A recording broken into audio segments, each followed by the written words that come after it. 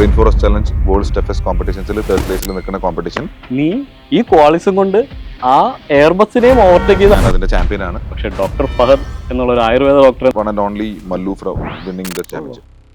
കലാരോഗ്യക്ക് അങ്ങനെ ഒരു വളരെ സ്ട്രിഞ്ചന്റ് ആയിട്ടുള്ളത് ഒരു 80 വർഷമായിട്ട് അതേ ലെഗസി തന്നെ അത് ഫോളോ ചെയ്യുന്നത്. ആയുർവേദം എന്നുള്ളതിന്റെ ഒരു ഫണ്ടമെന്റൽ അണ്ടർസ്റ്റാൻഡിങ് കൂടുതലും നമ്മുടെ നാട്ടിൽ പോലും ആൾക്കാർക്ക് ഇപ്പോൾ എനിക്ക് ഫോറിനേഴ്സിനാണ് കൂടുതൽ നമ്മുടെ നാടിന്റെ വില. പണ്ട് 60 വയസ്സിലെ ആൾക്കാർക്ക് വന്നിരുന്ന പ്രശ്നം ഇന്ന് 40 വയസ്സിൽ വരുന്നുണ്ട്. എന്റെ എല്ലാം കംപ്ലീറ്റ് ഡിസ്കും ഡീജനറേറ്റീവ് ആയി. ടൈം ഡ്യൂറേഷൻ മാത്രമായിരിക്കും ആൾക്കാർ നോക്കുക. How they go to sleep is also important. ഒട്ടുമിക്ക കുട്ടികളും അനീമിക്കാണ്. ചിലപ്പം കുറെ തടിയൊക്കെ ഉണ്ടാവും, പക്ഷെ അനീമിക്കാണ്.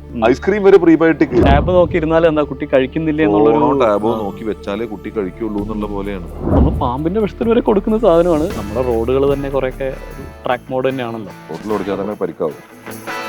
ഞാൻ ഡെയിലി രാവിലെ 2-3 അശ്വഗന്ധ കടിയും. ഇൻസ്റ്റന്റ് അടുത്ത് നിർത്തി പോയിക്കൂടെ തന്നേന്ന് വെച്ചിട്ടുണ്ട്. ഞാൻ പറഞ്ഞു ഞാൻ അടുത്ത ട്രാക്കിൽ കാണാടാന്ന് പറഞ്ഞു. അണുതൈലം ഒഴിച്ച് ശീലം, അണുതൈലം വായിരിക്കും വരുമ്പോ ടേസ്റ്റ്. എനിക്ക് തന്നെ ഭയങ്കര മടിയായിരുന്നു.